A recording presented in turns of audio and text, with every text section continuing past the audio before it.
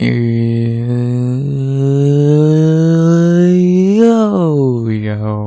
RX back with another breakdown of UFC Vegas 78, right?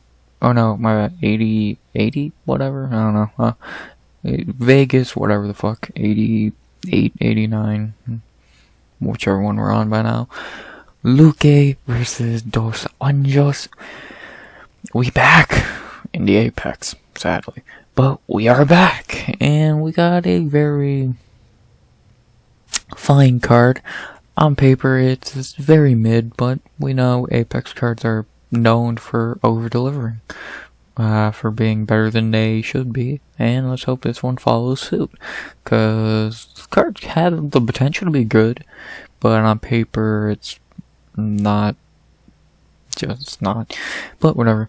Coming off a fun card in Nashville. And let's see if this card can follow suit. And yeah. In between a fun Nashville card and a pay-per-view, this card hopefully ain't the redheaded stepchild of August. But you never know. It's an Apex card, so. But, already, damn. Enough rambling. Yeah, let's break down some fights. Before I do, please like, comment, sub. 100 subs to go by the end of the year. And also, I'm forgetting to say something. Let's break down some fights. We got 13 fights. We had 12 to start the week, but we literally had one booked, I believe, Tuesday? So, yeah. But now, let's break down some fights. We begin with a flyweight fight between Juliana Killer Miller versus Luana Santos. Let's talk about Juliana Miller. Juliana in the UFC is a 1-1. I really say she's 0-1. I really wouldn't count this, but 1-1 on paper. She has come from The Ultimate Fighter, where she won it. She won for flyweights, beating Claire Goosery in a banger fight, and then this chick. And she looked good. She looked really good on Tough. Looked good. Sorry about that. But then she had the finale fight with Brogan Walker, and she looked great again. She looked even better. Then she made her official UFC debut outside of Tough, and she looked terrible. Getting completely demolished by Veronica Hardy. She just got outclassed in every which way. Striking, grappling, everything. The only thing I remember Juliana doing is going for shitty submissions that were never going to land. So, just a terrible debut, or a terrible fight, terrible performance by Juliana against someone she should beat. Veronica Hardy ain't very good. Maybe she's gotten better, but she's just, from what we've seen before this fight, she's not good, and Juliana is a better fighter. If you compare, going into this fight, everyone agreed, who's the better fighter? It's Juliana Miller. But she got outclassed in every fucking dimension of fighting. To give her benefit of the doubt, she's only had 5 fights. This is her 6th fight we're breaking down. But still, to be honest, she's had 7, counting the 2 tough fights, even though those are exhibitions or whatever. But still, I don't think Juliana's a bad fighter. She's just green as fuck. Her striking is not great, but she's so fucking skinny that she's not gonna have power. And her ground game can be really good. Look at the Brogan Walker fight. Her ground game literally was amazing. Look at this Claire Goosery fight. Again, ground game looked really good. But she was just, Hardy had the strengths on her and just better fight IQ. It's been, Juliana's had time to get better, fight. She's had a good amount of time in between fights, so hopefully she has gotten better, but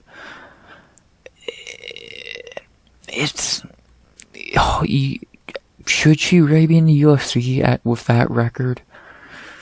I don't know. This fight will tell you everything. A big step down, kind of. Against someone debuting, Juliana should not. Bare minimum, Juliana needs to show something in this fight, because she showed nothing in that Hardy fight besides looking like a joke. So she really needs to show up in this fight. If she doesn't, I think she should be packing her bags and heading back to Invicta, Bellator, PFL, get some experience, and then UFC and bring her back when she's 30, 31. Right now, it just might be too early. This fight will tell you everything. This fight will tell you everything you need to know about Juliana Miller and if she should be in the UFC. Because, like I said, coming off of Tough, I thought she was going to be really good in the UFC. She looked great on Tough. If you watch Juliana on Tough, including the Brogan Walker fight, and then watch Juliana against Hardy, you think they're two different fighters, because one sucks, the other is really good. So, very weird fighter to break down, but like the Saturday night, we'll get every question we have answered about Juliana, most likely. So, yeah, there's not much more to say there. To talk about her opponent, Luana Santos, not gonna lie, I know nothing about her.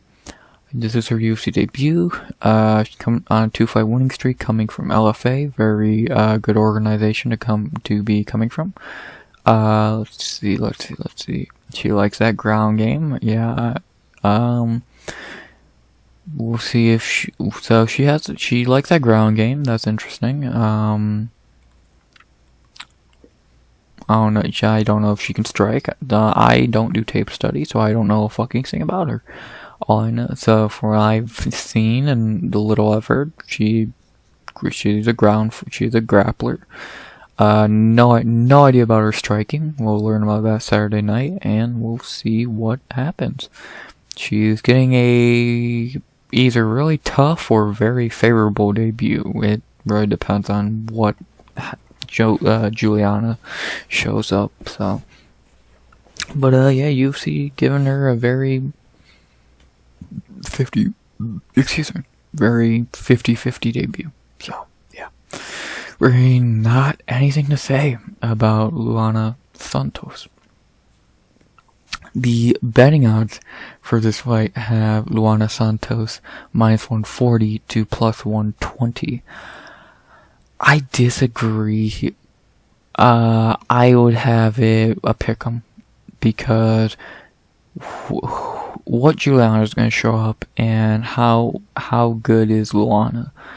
So she has like I said, either this is going to be a tough debut, a very tough debut for Luana, or this is going to be a great debut for her. I don't know which one it's going to be. We're going to find out Saturday night. But I would have this a pick'em, because you got two very inexperienced fighters, no less. 3-2, 5-1. Their combined record doesn't even match half the fighters on this card. Like a Cub and RDA. Dude, you can combine their record two times, add up the fucking answer, and you still don't reach how many fights those two have, or Cub or RDA have. So, very green fighters, and very young fighters, and very inexperienced fighters. But which one of these two am I going to go with? I'm going to go with the fighter A, I'm a fan of, and B, I actually know, and that's going to be Juliana Miller. I think she can get back on track here. Very a step down, just veteran-wise. She's not fighting a veteran like Veronica Hardy, who has someone like Dan Hardy in her corner. She's fighting Luana Santos, who is 6 fights into her career, making her debut against someone who's won tough. She's back in the Apex where she always performs also. So, I'm going to go Juliana Miller. This is a very tough fight to break down, because again, it's two very young, inexperienced fighters.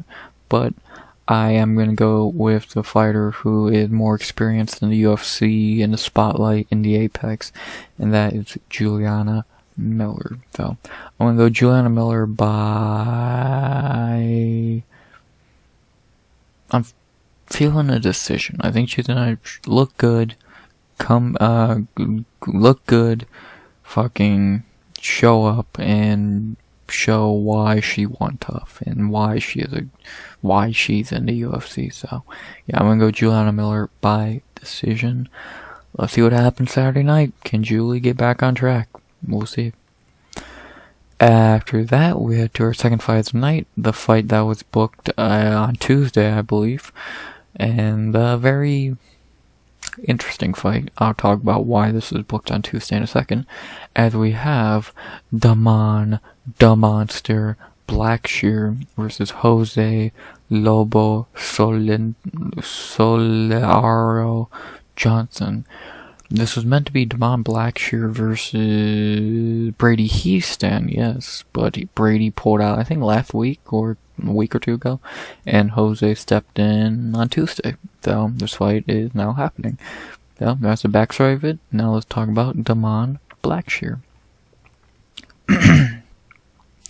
Damon UFC is 1-1-1. His win, Luana Laceda. His loss, Farid Bashara. And his draw is Yusuf Zawal.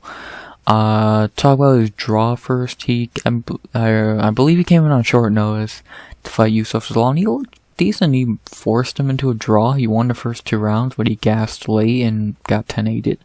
But decent debut. I don't think Yusuf Zawal is a good fighter, but short notice to win the first 2 rounds, and it's not bad. You still, again, you got 10-8'd and lost the fight. You had to take a draw, but still, what can you do on that regard? Then he fought Farid Basharat, and to be honest, he didn't look as bad as you thought he would. Farid just had a really terrible performance for how good his brother is now hyped up. Farid was, though Damon made him look pretty underwhelming. So not bad showings there. And then in his last fight against Luana Laceda, he destroyed him. Luan really, from what I remember, Luan really did not do anything. In the first round, not much happened, and then in the second round, Luan was gassed, and Damon just teed off and got the finish and looked great.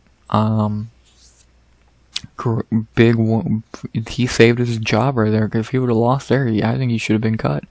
But he finishes Luan and keeps fighting in the UFC.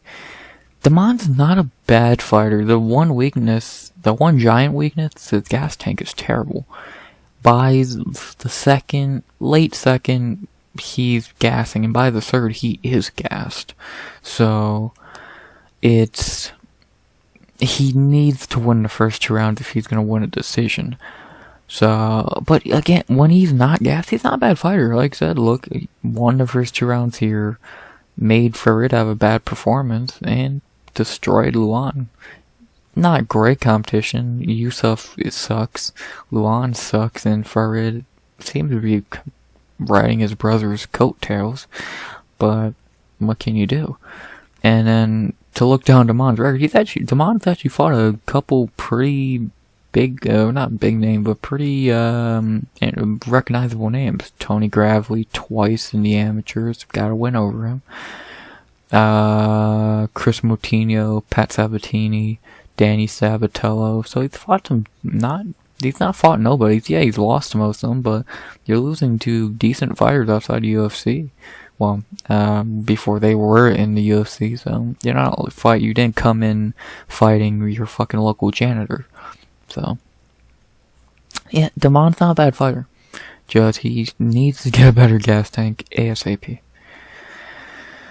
To talk about his opponent, Jose Johnson. Jose is making his UFC debut, even though last year on the Contender Series he got a contract and a very fun performance.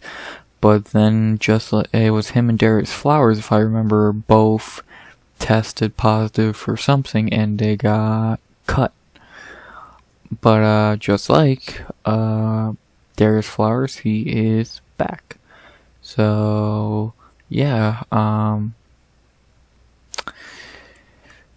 if I remember his contender series fight, he didn't look terrible. Beating Jack Cartwright. Fuck, why can't I say that? As underdog, and taking his O.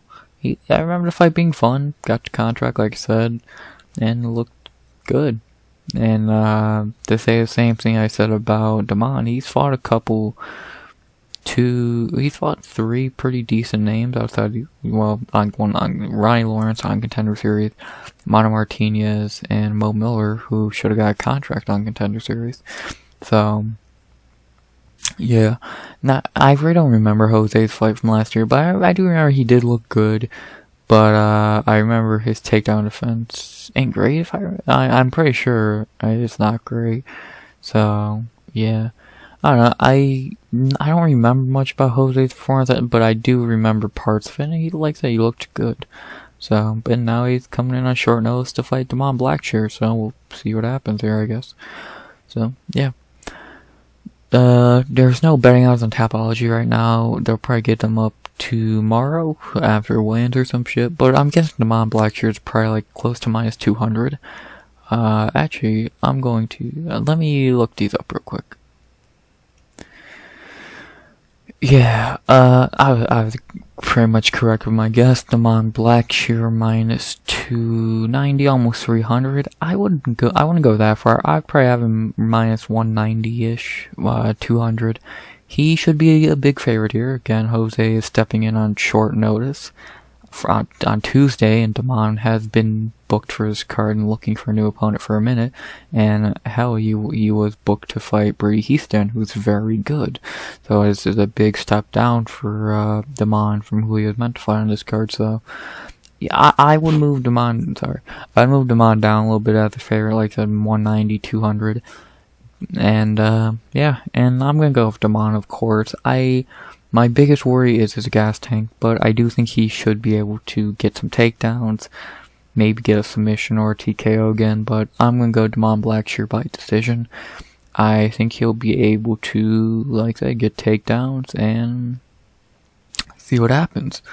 Hopefully he doesn't get caught with anything, and he should be able to get a win here. So, yeah, I'm going to go Damon Blackshear by decision. See what happens. Very favorable matchup here, and yeah, let's see if Damon can start a winning streak. So Damon Blackshear by decision.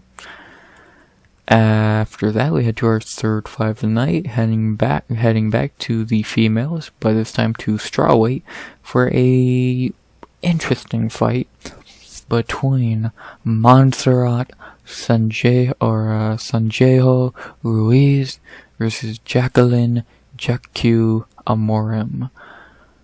Interesting fight. Let's talk about Montserrat Ruiz. Montserrat in the UFC is 1-1. She's been off for a while. In her win in the UFC is Cheyenne Vilsmas, and her loss is Amanda Lemos. To talk about her win, literally one of the worst fights I have ever fucking seen. For 15 minutes, she hit a fucking, fucking head and arm through takedown and just controlled Vilsmas for 15 minutes. One of the easiest wins of her fucking career. And then against Amanda Lemos, she got sparked in 35 seconds, but when you're fighting Amanda Lemos, what do you really expect to happen? It's Amanda Lemos, and you're fucking not that. Then Ruiz ain't known for striking. I'll say that. Not well known, I should say. Ruiz ain't a bad fighter. Very shorter than fucking Andrade as far as 5 feet tall, but she's like she's a little pit bull. She's gonna try and wrestle you. Her striking ain't terrible, but it's not her strong suit. Definitely grappling is her strong suit. Good gas tank from what I remember in the Vilsmas fight. Really good gas tank. And yeah, she is the veteran in this fight. She's had a good amount of fights, more than Amorim. 30 years old, coming off a long layoff though. That either is good or bad. I forget why she was out for so long. I think it was it knee surgery or some shit? I don't remember why. I remember hearing why she was out for so long, but I don't remember the reason exactly. But yeah, Ton completely took 2022 off, but she's back late this year, and it's good to see her back. I think Ruiz is a decent fighter. She does have holes in her game, and that hopefully over the last 2 years she's fixed them, but I don't think she's a bad fighter. Neither. She has good wrestling. Her striking ain't awful, but again, it's not her strong suit, especially at 5 feet tall. And yeah, she's not a terrible fighter, but it's good to see her back after a long layoff. Hopefully she doesn't put on one of the worst fights ever, like that Vizmos fight though. So yeah, Montserrat Ruiz. To talk about her opponent, Jaqueline Amorim, someone I don't have as much good to say. She is 0-1 in UFC. In her UFC debut, she got pretty much embarrassed by Sam Hughes. Because she literally just got beat in every sense of the word.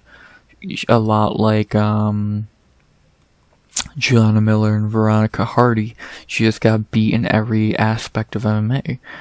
Her gas tank is terrible. Her striking is terrible. Her grappling's good, but that's the only thing she has. She can't strike. She has no gas tank. Her gas tank is worse than fucking Blackshear's. She's literally a one-round fighter, and she looked terrible. And against Sam Hughes, no less. Sam Hughes ain't fucking a complete can, but it's still Sam Hughes. So, and you were a minus fucking almost 300 favor, and you got embarrassed. Come on, I expect more. Yeah, come on, people. Annoying. She really needs to show something in this second fight, because if that told me anything, she sucks. She fucking sucks. She is getting a step down here, but for her skill level, Ruiz probably might be better than her. The only place she can really challenge Ruiz is on the ground, and is she going to? I don't know. She's only 3 feet taller. She has a giant reach advantage, but for the 5 minutes she ain't gassed, is she going to be able to get Ruiz in bad positions on the ground? If Ruiz even goes for a ground game early, if I'm Ruiz, for the first round, I'm trying to strike, tire her out, beat her up, and then wrestle the last 2 rounds. It's the smartest thing you could do, I think. Amorim showed nothing good in that debut. Not a single good thing I could take away from it. She needs to show something here. Even in a loss, she has to show anything. Literally show anything positive. Because after that debut, it's looking bleak. So, yeah. The betting on the first fight have Jaqueline Amorim minus 240 to plus 200. Not a fucking chance in hell. I would have it... You know what? I would have Ruiz the favorite. I'd have Montserrat Ruiz minus 140, 150. I trust her more. I've seen more good things from her. She's a veteran here. Yes, she's been off for 2 years, but fuck, she's had time to fix the problems in her game. Amorim fought 4 months ago. Do you really think in 4 months he fixed all the holes in her game? I fucking doubt it. And Ruiz literally is a better striker, I think, and could hang on the ground to an extent, I feel. So nothing is really good pointing in Amorim's favor, it seems. So, I just cannot pick Amorim here. Ruiz kind of has the set game plan, I feel, and if she can follow it, even deep, not even fully, just to an extent, she can win this fight. And I think she will. my pick here is a plus 200 underdog, Montserrat Ruiz. I think she should be able to beat her on the feet and grind her out on the ground for 15 minutes, and that's what I'm going to pick her to do. Same thing Sam Hughes did, and the same thing anyone should do against Jaqueline Amorim. You don't want to really fight on the ground too much, but if you can gas her out early, then you can beat her. So I'm going to go Montserrat Ruiz by decision. Gas her out, grind her out, win. Maybe even a TKO. So, yeah, I'm going Montserrat Ruiz by decision. I just can't pick Amorim here, so yeah, not much more to say. After that, we had to heavyweight for a dog shit fight between Josh Parisian and Martin versus Martin Buday. UFC. Thank God this is not on the main card. I'll say that much. That makes it better. This ain't the fucking co-main. But still, what the fuck is this? Let's talk about Josh Parisian, I guess. I'm not gonna spend much time on this fight. It's bad. Parisian in the UFC is 2-3. His wins, Rogue Martinez and Alan Bordeaux. His losses, Parker Porter, Dontel Mays, and Jamal Pogues. For his 2 wins, he beat 2 of the worst heavyweights I've ever fucking seen. And for his 3 losses, Parker Porter, really? Dontel Mays, that's understandable. Dontel is the best fighter he's fought so far. And Jamal Pogues, that's not aging well. And actually, Parisian didn't look half bad in that fight. Josh has had fights where he doesn't look terrible. Like against Pogues, he actually looked decent at points. 2 wins against 2 shit fighters.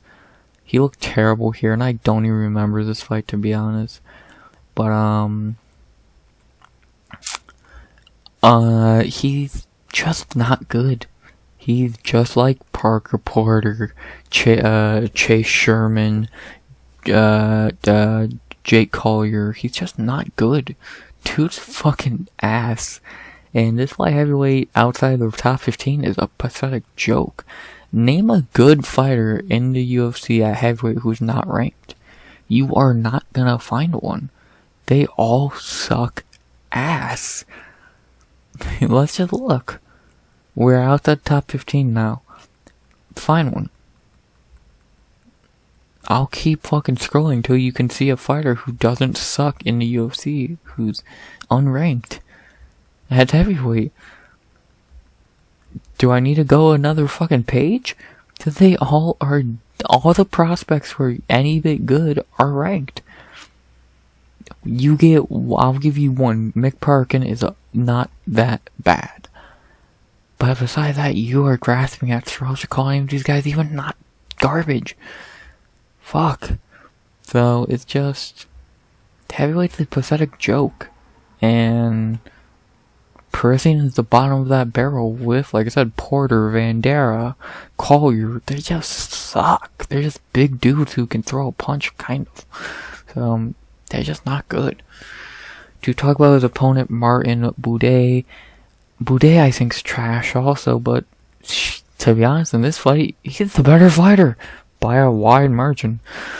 Buday in the UFC is 3-0, coming off the Contender Series. In his 3 UFC fights, he has beaten Chris Barnett, Brzezinski, and Jake Collier. Barnett, he just dominated because of the size.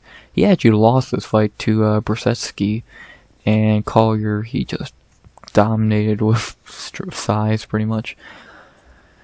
He's not a good fighter. His main 2 wins in the UFC, he was able to use his size and just bully.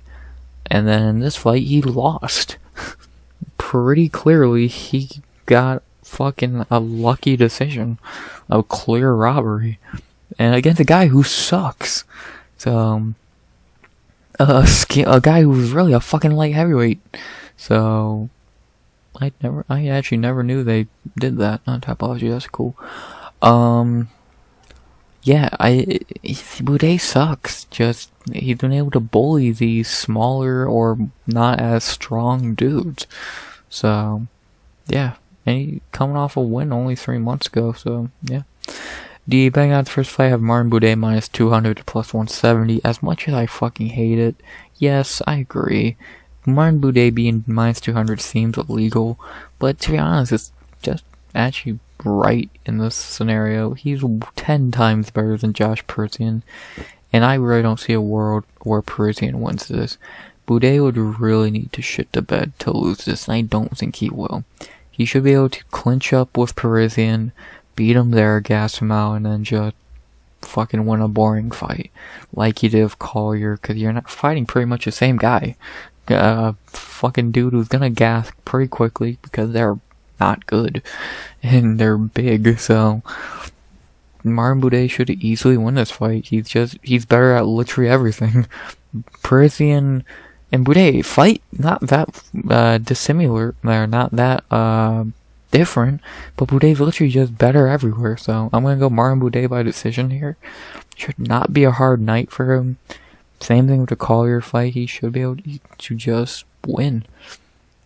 And again, when Martin Buday looks good compared to you, you know there's a problem, so Martin Buday by decision. I don't like picking him because he sucks, but I want to get the pick right over picking who I like more, and I actually don't like either, so I'm going Martin Buday by decision. And after that, we get back to fighters with talent, as we head to featherweight for a fun fight between Francis Fire Marshall versus Isaac the Midwest Choppa Dulgarian. Let's talk about Francis Marshall. Francis in the UFC is 1-1. I think he should be 2-0.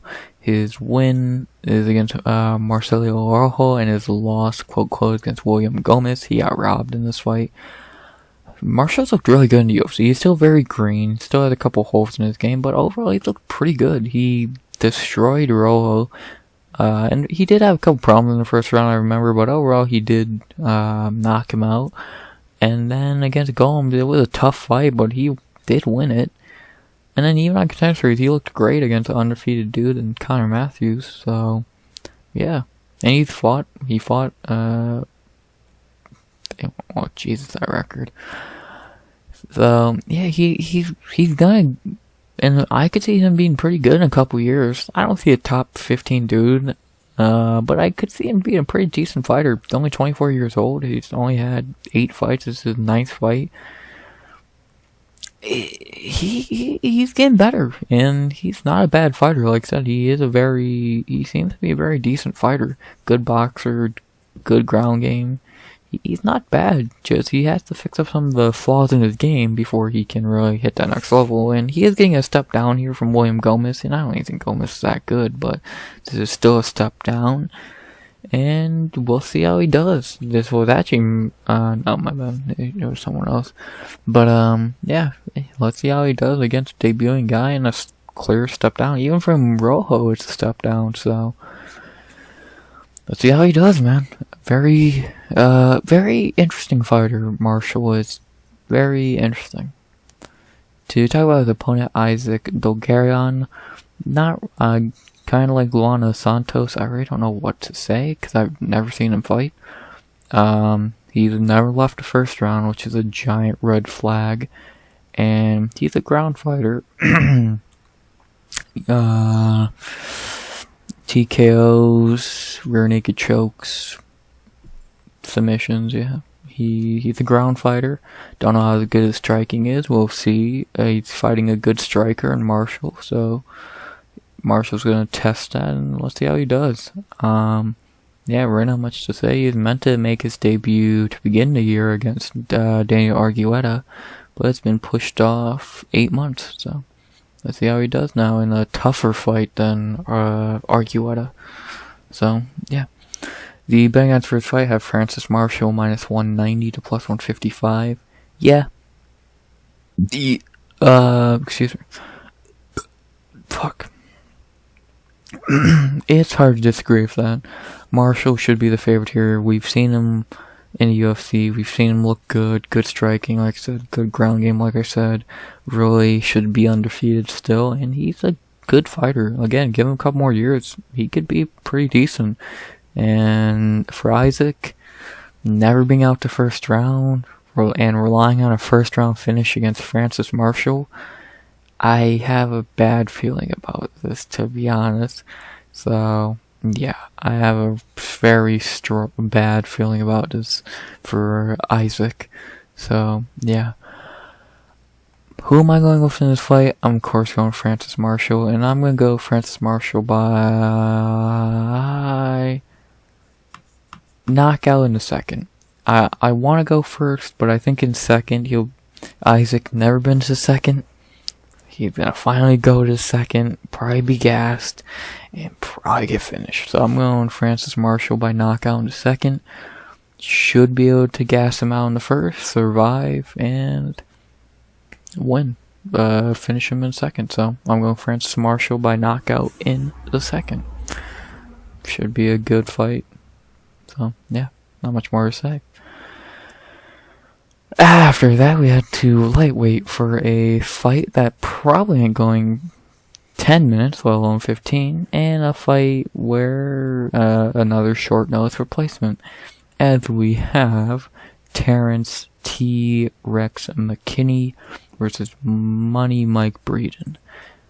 Yes, Terrance McKinney's already fighting again because he's stepping in for someone. He is stepping in for Lando Venata. So, yeah, that's Terrance for you. Let's talk about Terrance McKinney again. I'm not gonna go through his whole UFC career again because I literally just did a month ago.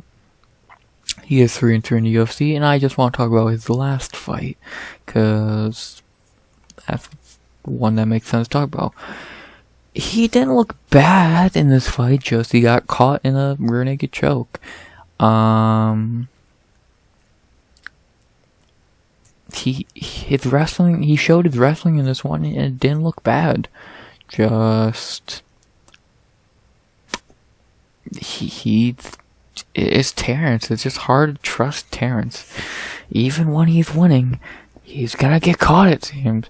He's just not really, in his last two fights, though, in his two fights this year, he's just really not been Terrance McKinney. Like, against Bonfim, he looked like shit, and against Nazim, he looked decent, but then he got caught. So,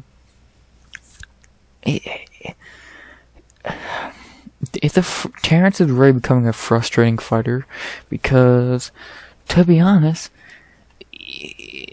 the dude we've seen in his first 4 UFC fights is not the dude we're watching now. Dude, this dude almost beat Drew Dober. And now he's losing to Nazim Sadikov.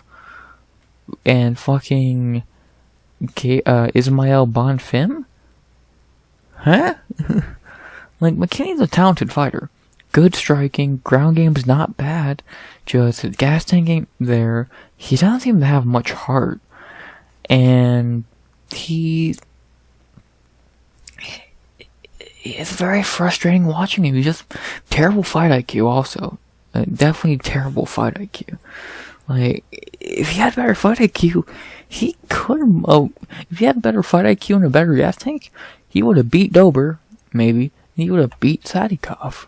Definitely. But he just has terrible fight IQ, and it's very frustrating to watch and pick him. So, very frustrating fighter. Talk about his opponent, Mike Breeden.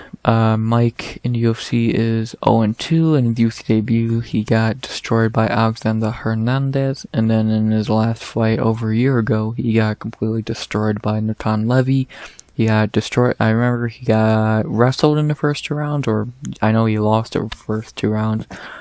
And then in the third, he almost got to finish, but he got taken down and choked it, and he lost. Breeden's not a UFC level fighter. I believe he stepped in on short notice to fight Hernandez, and it shows. He's not a UFC level fighter. I cannot race out of his first 2 UFC fights. I can't remember seeing one good thing. Like, the only good round he's had is the 3rd round against Levy. And even then, he really didn't do much besides, like, crack him a couple times. So, he's just not a good fighter. And he's just not a UFC level fighter. So, and I think this is going to be a pretty bad night for him. So, yeah, right now, much more to say here. The betting odds have Terrance McKinney minus 260 to plus 210. As much as it kinda is insane to see McKinney that big of a favorite. I do agree in this scenario. You could even make him minus 300. Mike Breeden's trash, and McKinney should be able to get the win here. Should is the giant keyword. If McKinney loses this, cut him. I hate to say that. I like McKinney. Great dude. I love that he interacts with people on Twitter. I think that's cool as fuck. He seems like a great dude. If he loses this, you gotta cut him. The kid is fucking losing fights he should win. If he loses this one, it's over. I like McKinney, but if you gotta win this fight, this is the most important fight of his career, because if he loses this, it's done. Yeah, he's gonna go to Bellator and make a bunch of money. But dude, if you want to stay in the UFC, you have to win this. And you should win this easily. This on paper should be the easiest fight of his career. On the level of Eric Gonzalez. So, yeah. I'm going Terrance McKinney by knockout in the first. He should be able to do what Alex Hernandez did. But the weird thing about it, I'm not that fucking confident. It's hard to be confident in Terrance at this point. But let's see what happens. I'm not very confident. I'm going Terrance McKinney by knockout in the first. Let's see what happens. Hopefully he doesn't fuck it up. I want to see Terrance in the UFC more. But if you lose this, man, it's over. That's more I can say. And to end the prelims, we have another short notice fight and a fun one that's not going to go long. As we have Marcus the Maniac McGhee versus the young savage JP Buys. JP Buys is stepping in for Gaston Bolanos, and this is going to be a simple fight to break down. I wanted to talk about Marcus McGhee a little bit because Marcus McGhee is a great fighter. Marcus in the UFC is 1-0, coming off of his debut against Johnny Newsom. He looked great, came in on short notice and destroyed Newsom pretty much. Really made a name for himself. Dude, the fun fighter, came in on short notice and looked great.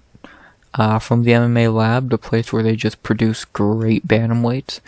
And he's another one. So now they have Mario Bautista, Sean O'Malley, Kyler Phillips, and, well, Marcus McGhee. So it's kind of fucking insane, but they just know how to fucking make bantamweights in the lab. That actually sounded pretty well.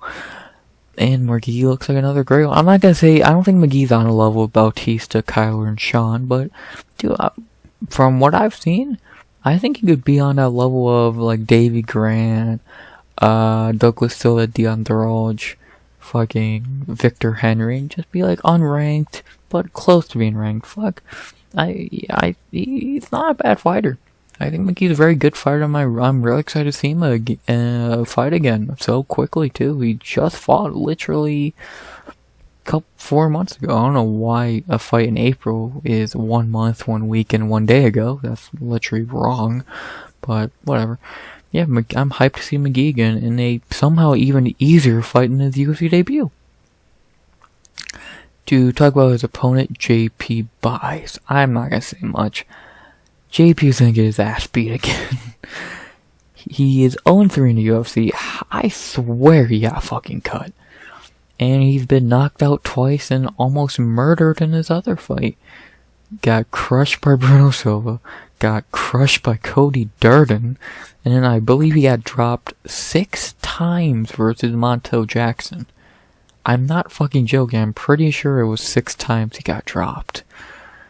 This dude has a fucking paper chin, and he's just terrible. I feel bad for JP because that Roman Dolidze shit, but this man's awful. I swear to God, this guy is fucking terrible. So, yeah, not much more to say. I feel bad for JP. It's gonna suck watching him get killed again. But he said yes to this fight like a dumbass, so, yeah. The betting odds for this fight have Marcus McGhee minus 400 to plus 300. I would have Marcus at minus 500. He is my lock of the night, and he should win this easily. He's a way better striker, and he should easily crack that chin of JP. So, yeah, I went Marcus McGhee by knockout in the first. Lock of the night. Sorry, JP, but dude, you're trash. So, yeah, Marcus McGhee by knockout in the first should be somehow easier than Journey Newsome. Somehow easier than that can. So, yeah, Marcus McGhee by knockout in the first. Those are the prelims. Not a terrible prelims, to be honest. Juliana should be fun. This could be interesting, and these last 3 fights could be fun. This is gonna be terrible, and this will be interesting. So, yeah, fun prelims. But now we head into the main card, which I don't know how they kind of fucked up here. I think if you swap these two and these two, you got a better card. But UFC's UFC, so yeah. Let's talk about the main card opener. I'm not going to talk about this fight much because it sucks. But let's talk about it. As we have Josh Fremd versus Jamie the Night Wolf Pickett. Let's talk about Josh Fremd. For some reason, Fremd in the UFC is 1-2. His 1 win is Cedric Dumas, and his 2 losses are Anthony Hernandez and Tresean Gore. In his UFC debut against Hernandez, he looked good actually. He put up a nice fight. Got beat, of course, but still, nice fight versus a great fighter in Hernandez. Then Tresean Gore almost ripped his fucking head off.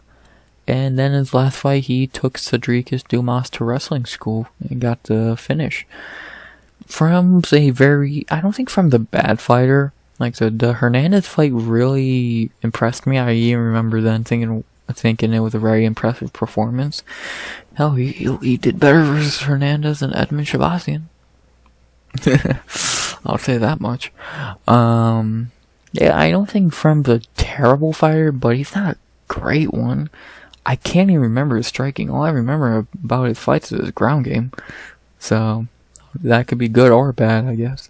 But, yeah, he's not the worst. He's not the worst fighter in the world, but he's not very good. To talk about Jamie Pickett as little as I have to, he's terrible. 2-5 in the UFC, and yeah, like I said, he is terrible. So, yeah, not much more to say there. The betting answers I have Josh Fremd -310 to +250. I would move Fremd down a little bit to maybe -210, 200. He should be the favorite here, but if you're losing Tresean Gore, I have a bad feeling about ever picking you. But still, he should be -200, and he should beat Jamie Pickett. Jamie Pickett is trash, and he should easily beat him. So, yeah, I'm of course going Josh Fremd to get to 1 here, and I'm gonna go by I'm feeling decision. I'm gonna go Josh Fremd by decision. He could sub him, he could knock him out, but I'm gonna go decision. I think he will just take him to wrestling school, maybe get a submission like he did against Cedricus, never know, but I'm gonna go decision.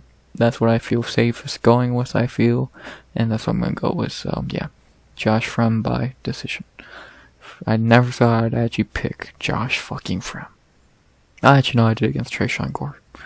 Next, the second of the 2 shit fights on the main card, we have Tafon Nchukwi versus AJ Dobson. Why the fuck is this on the main card? Let's talk about Tafon. Tafon in UFC is 2-3. His 2 wins, Jamie Pickett and Michael Rodriguez. His 3 losses, Junyon Park, Azamat Murzakanov, and Carlos Alberg. For his 2 wins, he did not look great in either from what I remember, and for his 3 losses, he has got destroyed. Actually, I take it back. He got almost murdered by Junyon Park. Carlos Alberg ran through him, but he actually was winning against Azamat Murzakanov and then got KO'd. So that's actually weird how that worked out, but we know who's the better fighter. And actually on the Contender Series, he looked amazing. One of the most vicious KOs ever on the Contender Series, but that's clearly was he was fighting a can, so yeah, Tafon ain't good. His striking is striking, I guess. His ground game is non-existent, and yeah, he should not be in the UFC. He sucks. But maybe even offer a year plus, then maybe he's gotten better. I doubt it. Let's see what he can do. To talk about his opponent, AJ Dobson. AJ in the UFC is 0-2. His 2 losses are Jacob Malkoun and Armen Petrosyan. I don't remember his primetime Contender Series, but obviously it was good enough to get a contract.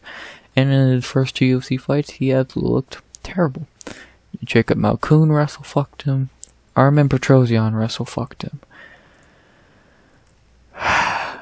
Sorry, that was loud.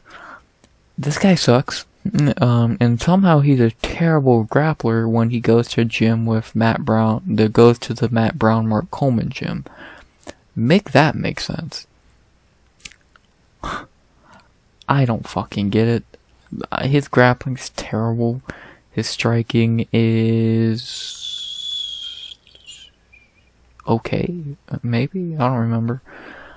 I don't fucking know, man. Why is this on the main card? Why is this happening?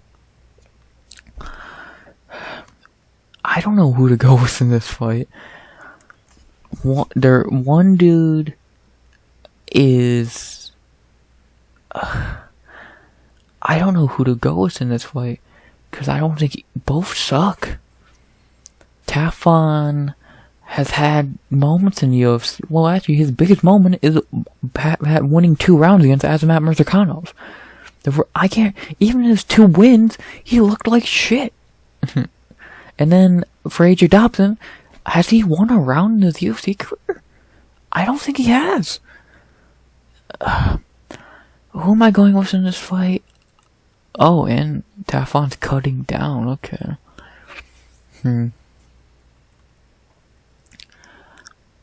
The betting odds, I don't care. They should be a pick'em. I'm gonna go Tafon. I trust him more. Yeah, I trust him more, I guess. You know, both suck. I'm gonna go Tafon and Nchukwi. Sure. Fuck it, why not? Tafon by decision. You never know. I don't know. Fuck it, why not? Now we get to the 4 good fights on the card. The big 4, as I like to call it. And we start off with a banger of a fight. If you don't know, you better know. This is a great fight. As we have Polyana, Dama, Di Ferro, Viana versus Iasmin, Lucindo. Let's talk about Polyana Viana. Polyana in the UFC is 4-4. Her 4 wins. Maya, that name. Emily Whitmire, Mallory Martin, and Jinyu Fry. Her 4 losses. JJ Aldridge, Hannah Cyphers, Veronica Hardy, and Tabitha Ricci. For her 4 wins, she's beaten 4 terrible fighters. But for her 4 losses, JJ Aldridge is understandable. Hannah Cyphers is not. Veronica Hardy is not at that time. And Tabitha Ricci is very understandable. Polly... it's weird. Like, Polly has talent, but she's just not, like, in her last fight, she really did look, like, to talk about her last fight, because it was, holy shit, she completely killed Jinyu Fry. She actually showed striking, which is good, because that's what she needed. We know her ground game is great. That's why even Tabitha Ricci was not going to the ground with her. But we need to see more, and she fucking flatlined Jinyu Fry. But was it because she's getting better at striking, or because Jinyu Fry is terrible? The latter. And if she thinks she's gonna go out here and strike with Iasmin Lucindo, she has to be on fucking crack. If she tries to strike with Iasmin Lucindo, she's going to get beat up. She could knock out Jinyu Fry as many times as she want. You ain't striking with Iasmin Lucindo. It's simple as that. Poly's game plan here has to be just ground game. Because if it's not, she's gonna get beat up. I like Poly, but she's definitely a giant disadvantage on the feet here. And that's... Again, she better hope those fucking... that fucking flurry can hurt Iasmin, because I don't think it will. To talk about Iasmin, she's great. Iasmin in UFC is 1-1 in her UFC debut. She had that amazing fight with Yasmin Halgui, and then her last fight, she got her first UFC win against Brogan Walker. For Iasmin, she's an amazing striker. She showed in a Yasmin fight, going toe-to-toe with Yasmin, and shows a lot, and she looked great. She looked great against Yasmin. She looked phenomenal versus Brogan Walker. She beat the piss out of Walker, and it wasn't close. It was not close. Yeah, Iasmin is a phenomenal striker, and her ground game, we've not seen the UFC yet. Maybe we did a little bit against Brogan, but besides that, she's looked amazing. And she's at 21 years old. I have very high hopes for Iasmin. I could see her being a top 15 fighter. And that's at strawweight, which is definitely a hard division.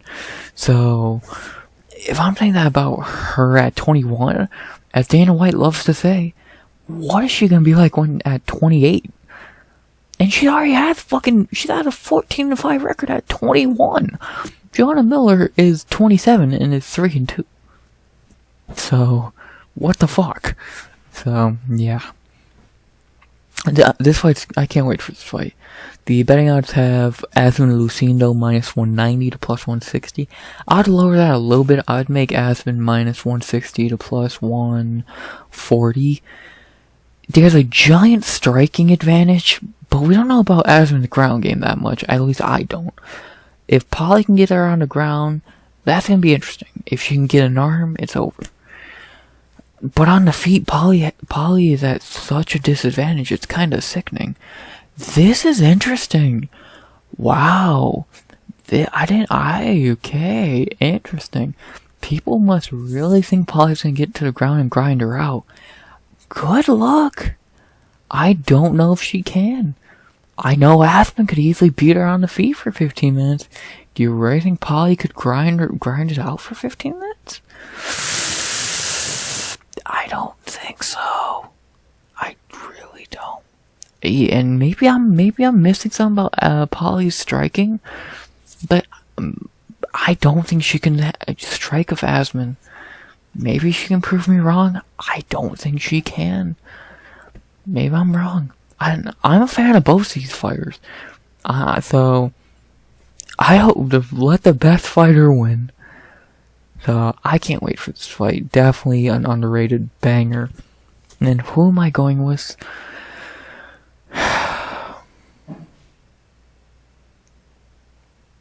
Iasmin Lucindo. I have more faith in her keeping it on the feet than I have Poly getting it to the ground. Especially I have more faith in her being able to beat Poly on the feet than Poly has beating her on the ground. So I'm gonna go Iasmin Lucindo. I think she can beat the veteran here, striking, keep it on the feet, and win.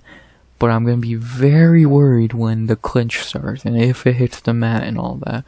But I'm very excited for this fight. This is a great fight. Again, let the best fighter win. I'm a fan of both.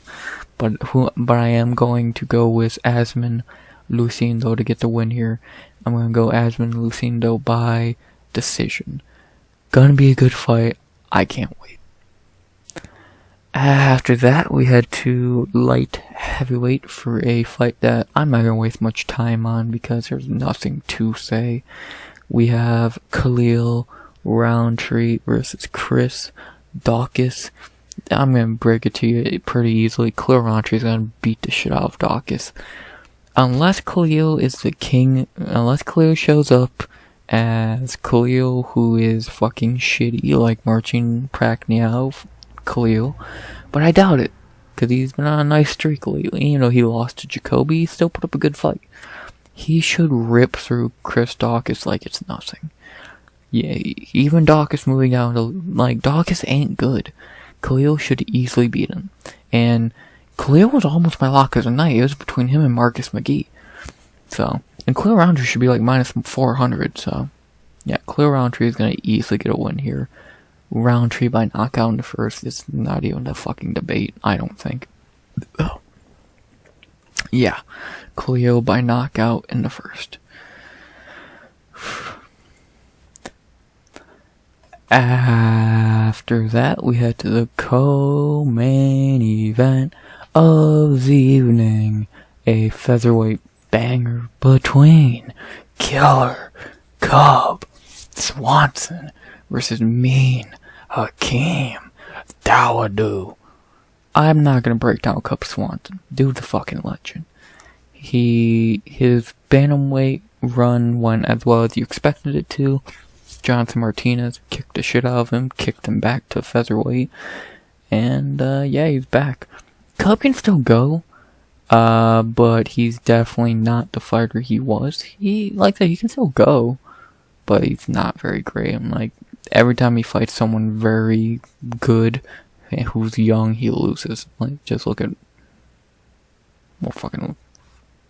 And again, losing to Giga and Johnson Martinez ain't bad O's, but still, Cub is definitely getting up there. I would say he's pretty much washed now, because again, every time he fights a young dude who's pretty good, he gets destroyed. Like, dude, Johnson Martinez looked phenomenal from what I remember. Giga Chikadze looked phenomenal. Yes, you can beat Darren Elkins, but dude, at this point, that man should not be fighting. Yes, Daniel Pineda, who sucks. Kron Gracie, who sucks. That was 3 years. I swear he fought more often. Yeah, I like Cub, dude the brawler, but it's really catching up to him now, you can tell. To talk about his opponent, Hakeem Dawodu. Hakeem in the UFC is 6-3. His wins, his best wins, Julio Arce, Zaberta Hugov, and Mike Trezano. His losses, Danny Henry, Montserrat Evloev, and Juliana Iasmin. Hakeem's a pretty annoying fighter, because he has a lot of talent, and I say this every week. Kevin Lee, this fighter, that fighter, they have the talent, just they don't fucking perform to their level. Look at the Evloev fight. Hakeem gave Evloev a fight, but then he turns around and looks terrible against Julian Erosa, or has a close fight with Mike Trezano. It's like, what the? Why? I don't remember if this was a close fight, but you get my point. Like, or a split with Zaberta Hugov. It's like, dude, or loses to Danny Henry. It's like, dude, what the? Dawodu's a talented fighter, but he just doesn't perform to his abilities as much as he should. He should be fucking. He's a top 15 level dude. I feel, and he has been ranked before, I believe, but he just doesn't perform to his abilities. And again, dude. So you give Montserrat Evloev a pretty good fight, but then you let Julian Erosa destroy you? What? Makes no fucking sense. But it's frustrating. I'll say that much. Especially picking Dawodu, it's even more frustrating. So, like, because it is annoying. If you pick a bad fighter and they lose, it's one thing.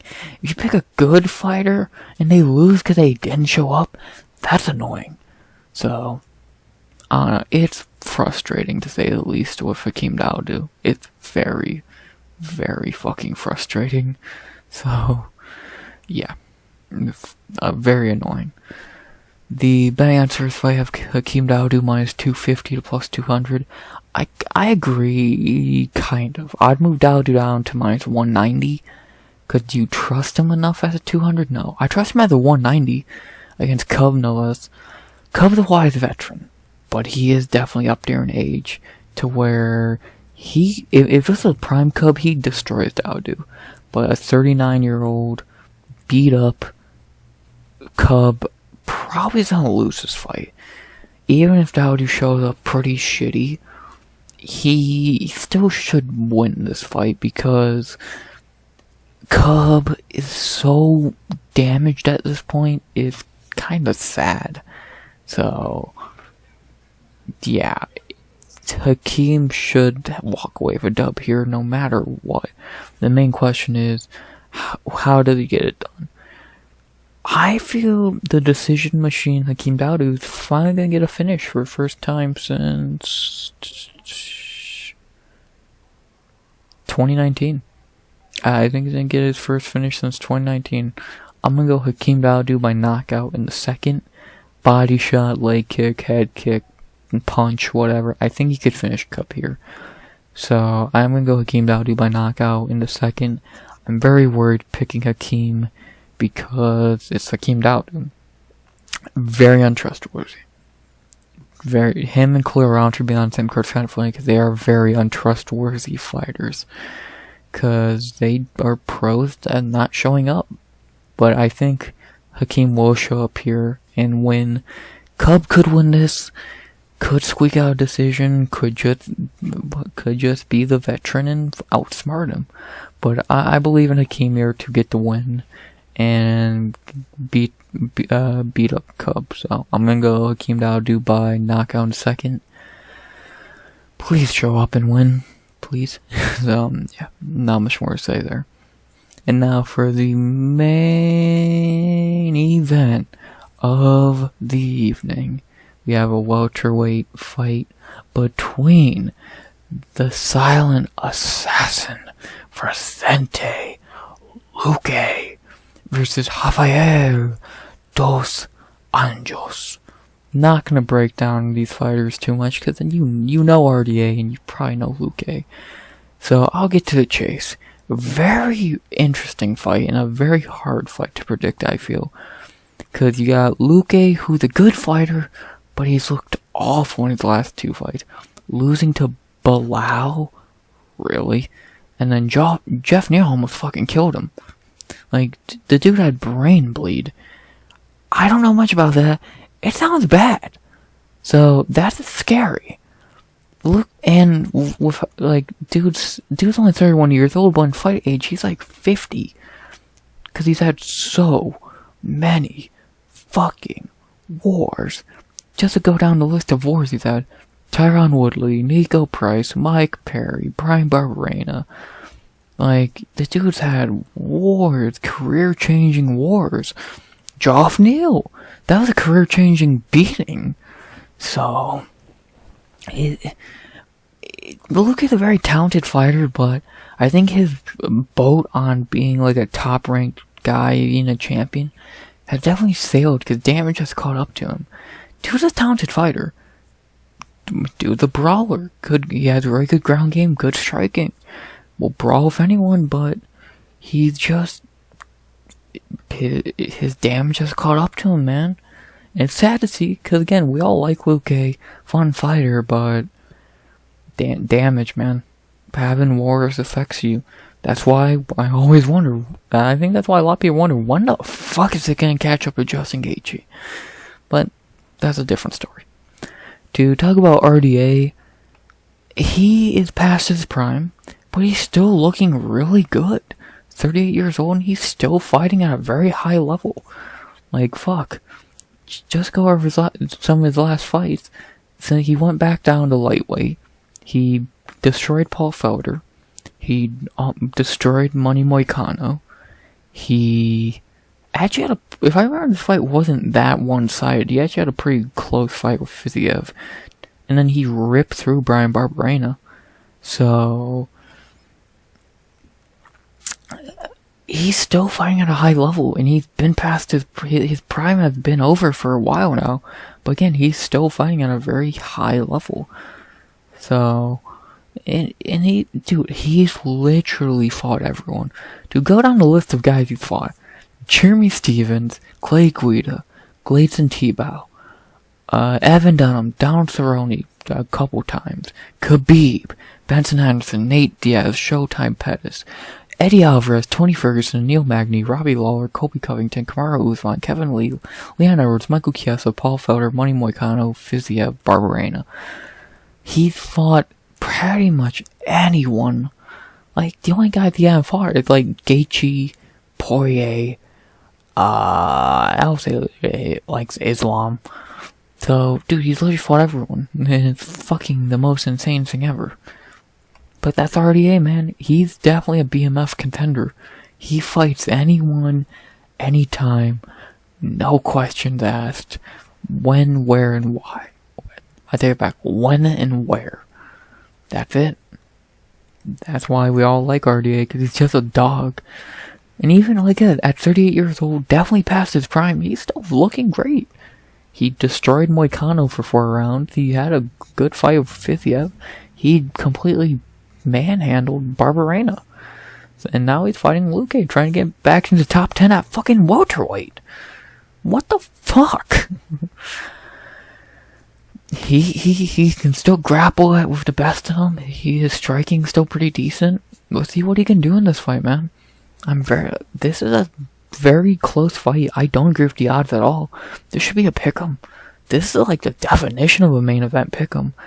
Cause Luque, you think Luque's the obvious pick, but with all the damage taken and looking bad against 2 dudes who RDA might be better than, well, he's definitely better than one. Geoff Neal and RDA, pretty close, I would say. It's hard to be confident. And then RDA, he's 38 years old, but my thing with him is, when is that age gonna catch up to him? Because it still ain't. He's still a fucking top fighter. He's still a top 15 level fighter at 2 of the hardest weight classes in the UFC. He's still a top 15 lightweight. If you look at the lightweight rankings, he still beats ranked guys. You're telling me he doesn't beat Dan Hooker, fucking Beneil Dariush, fucking guys like that? And then at welterweight, you're telling me he doesn't beat goddamn, well, he might beat potentially Luque. Shit. So, this is a very close fight, and I'm very excited for it. It's gonna be a banger, and I can't wait. It's kind of a shame it's in the Apex, but at the same time, it's cool. It's the main event, man. It deserves it. So, but enough talking about it like that. Who am I going with?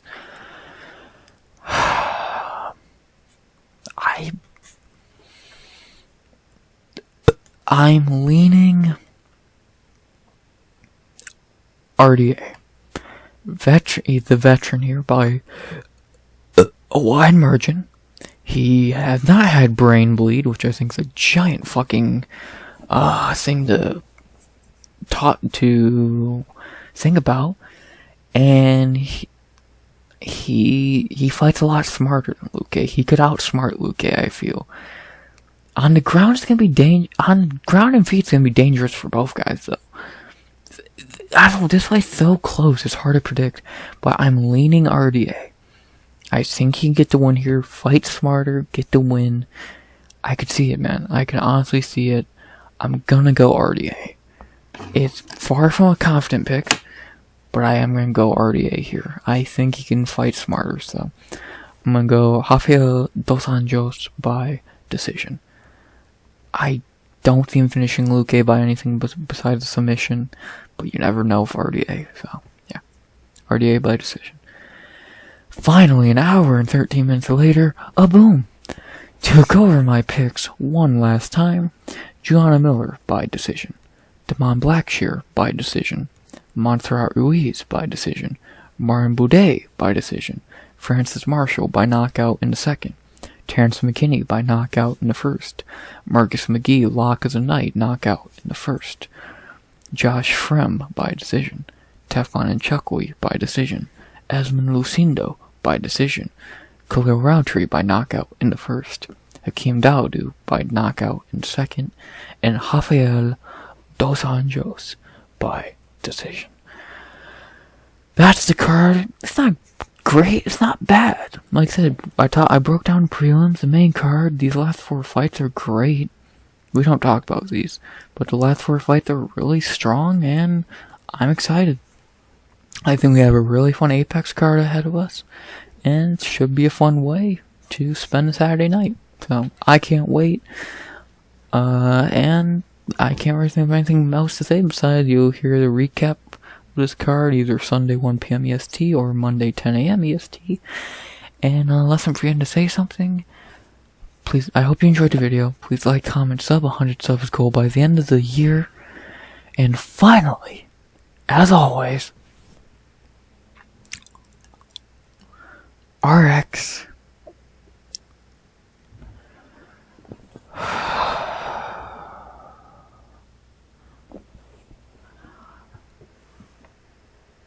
Out. I'm far from silent. I'm not an assassin, but I'm far from silent.